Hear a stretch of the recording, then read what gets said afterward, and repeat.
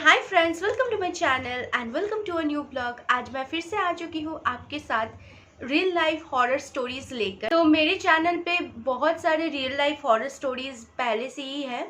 तो अगर आपने उन हॉरर स्टोरीज को अभी तक नहीं देखी, लिंक डिस्क्रिप्शन बॉक्स में दिया हुआ है, तो प्लीज़ चेकआउट कर लेना। तो फ्रेंड्स, हॉरर वीडियो देखना और हॉरर स्टोरीज सुनना हम में से किसको नहीं पसंद। हॉरर मूवीज और स्टोरीज में हम जो देखते या सुनते हैं, सोचिए अगर ये किसी की रियल लाइफ में हो रहा हो तो उसको कैसा फील होता होगा।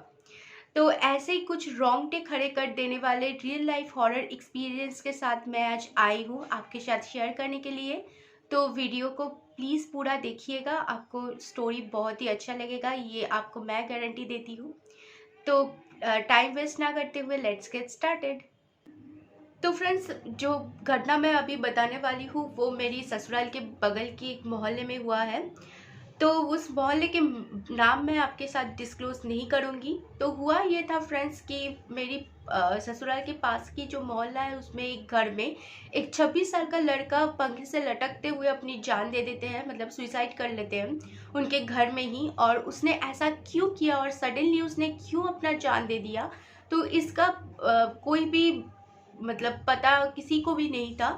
तो पुलिस इन्वेस्टिगेशन के दौरान भी ऐसा कुछ भी सामने नहीं आया। तो इस घटना के बाद तो उनकी मम्मी पापा का हालत बहुत ही ख़राब हो चुका था। तो उनकी एक सगी दीदी थी, तो उसकी दीदी जीजू फ़ौरन ही जो उनकी ससुराल से उनकी मायके वापस आ गई थी। तो हुआ ये था फ्रेंड्स कि इस हादसे के 2-3 हफ्ते बाद उनके जीजू ने भी सरप्राइजिंगली उसी कमरे में, जिस कमरे में वो लड़का सुसाइड किया था, उसी कमरे में वैसे ही अपनी जान ले ली थी, सुसाइड कर ली थी। और ये सबको बहुत ही अनयूजुअल लगा क्योंकि उनके जीजू भी बहुत ही नॉर्मल इंसान थे और पिछले रात भी अपनी बीबी के साथ बहुत नॉर्मल सी बातचीत भी किया। तो वो क्यों बीच रात में उठकर अपनी जान दे दी, ये बात किसी को इसके भनक तक नहीं लगी। तो ये तो बहुत ही दुखद घटना है फ्रेंड्स। सोचिए कि एक घर में अगर दो दो ऐसे हादसे हो जाते हैं तो उनकी घर वालों के ऊपर क्या बीतता होगा। तो अभी जो मैं कहानी बताने वाली हूँ, ये इन सब की मौत की बात शुरू हुई थी। तो इस घर में दो दो मौत हो चुकी थी, तो लोग वैसे भी बहुत डरे हुए थे। तो इस मौत की, मतलब इस हादसे की तुरंत बाद से ही आसपास के लोगों को कुछ अनयूजुअल सा महसूस होने लगा। मतलब उनकी घर से चीखे चिल्लाने की आवाज़ आती थी रात को। पर सरप्राइजिंग बात ये थी कि उनके घर में जो लोग रहते थे उनको ऐसा कुछ महसूस नहीं होता था, लेकिन उसकी जो बगल वाले जो लोग होते मोहल्ले की, वो सब ऐसे चीखे चिल्लाने की आवाज़ सुनते रहते थे। तो एक दिन क्या हुआ कि जो बीच रात में एक साइकिल रिक्शा वाले उसी रास्ते से उस घर के सामने से पास करने वाले थे। तो वो जब पास करने वाले तो उनको ऐसा लगा कि उसकी रिक्शा में पीछे कोई बैठा हुआ है। तो उसने पीछे मुड़कर भी देखा कि क्या है, कौन है, तो उनको किसी को भी कुछ भी नज़र नहीं आया। तो वो रिक्शा पहले से ही खाली था। तो रिक्शा वाला पता नहीं कि बीच रात में क्या कर रहे थे, पर शायद वो किसी काम पे गए होंगे और वो लौट रहे थे अपने घर, तभी उनके साथ ये हादसा हुआ। और उनको लगा कि पीछे कोई बैठा है पर उनको कोई दिखा नहीं, तो वो बहुत डर गए। तो ये घटना, ये सब घर में जो घटी थी, इनको ये सब कुछ मालूम नहीं हुआ। तो उन्होंने बीच रात में, वैसे ही वो पूरा सुनसान मोहल्ला रहता, तो वो थोड़ा सा डर गए और वो रिक्शा तेज चलाने की कोशिश करने लगे। पर जितना तेज वो चलाने लगे, उनका ही रिक्शा का वजन उतना ही बढ़ता गया।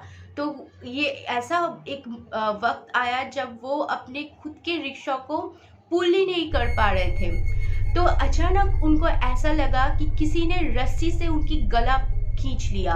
तो वो गले पे हाथ डाल के देख रहे थे, पर वहाँ पर कोई रस्सी का नामो निशान नहीं था। पर उसे ऐसा फील हो रहा था कि शायद उनकी सांसें अटक जा रही है और किसी ने रस्सी से उनकी गले को खींच लिया है। तो वो तो डर के मारे, और वो चिल्लाने की हालत में भी नहीं था। तो वो रिक्शा वाले वही बेहोश हो गए। और अगले दिन सुबह जब उन्होंने आँख खोला तो वो बहुत भीड़ लगी हुई थी, उनके चारों तरफ लोग थे। तो वो पूछ रहे थे कि क्या हुआ, कैसे आप बेहोश होकर यहाँ पर गिर गए। तो वो लोग सब वो जब सब घटना उन सारे लोगों से शेयर किया तो सब तो मतलब बहुत ही हैरान हो गए, क्योंकि सबके मन में एक डर पहले से ही था। और अब जो रिक्शा वाला जो घटना जो उन सब लोगों को बता रहे थे, वो घटना उसी घर के सामने वो बता रहे थे जिस घर में दो दो ऐसे खुदकुशी की हादसा हुई है। तो ये थी पहली घटना। दूसरी घटना इसी घर के सामने से हुई। एक चाय वाला जो रात के करीब 4 बजे, मतलब वो आप रात नहीं कह सकते, उसको सुबह ही कह सकते हैं। तो रात के 4 बजे आपको पता ही होगा कि चाय वाले बहुत ही सुबह सुबह उनकी दुकान खोल देते हैं। तो वो एक चाय वाले जो उनकी नज़दीक में ही एक दुकान था, तो उनको भी कुछ ऐसा कुछ पता नहीं था। तो वो वहाँ पर नए नए आए थे रहने के लिए। तो वो भी सुबह के करीब 4 साढ़े 4 बजे उस घर के सामने से वो जा रहे थे अपनी दुकान खोलने के लिए। तभी उनको सडनली ऐसा फील हुआ कि कोई उनके सामने खड़ा हो गया।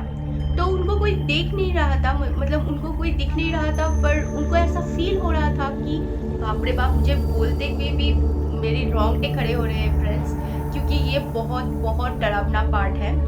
तो फ्रेंड्स हुआ ये था कि वो चाय वाले को ऐसा लग रहा था कि उनके सामने कोई खड़ा है, पर उनको कोई भी नहीं दिख रहा था। तो वो उनको क्रॉस करके जब भी जाना चाहते थे, तभी उनको ऐसा फील हो रहा था कि उनके सामने कोई ऐसे खड़े हैं कि उनके रास्ता रोक के वो खड़ा हुआ है और उनको जाने ही नहीं दे रहा है। तो वो तो बहुत बहुत डर गए। और अचानक फिर ऐसा लगा कि किसी ने रस्सी से उसके गला बांध दी और उसको ऊपर खींच रहा था। तो मतलब मुझे बोलते हुए भी बहुत डर लग रहा है फ्रेंड्स। तो वो चाय वाले को ऐसा लिटरली लगा कि उनका कोई रस्सी से गला खींच रहा है, पर उनको आसपास में किसी को नहीं नजर आया। और वो जो मोहल्ले के सारे जो कुत्ता है वो इकट्ठा होकर वहाँ पर भौंक रहा था। तो वो किसी को आवाज देने की भी हालत में नहीं था। जैसे वो रिक्शा वाला का हाल हुआ था, वही घटना अभी उनके साथ हो रहा था।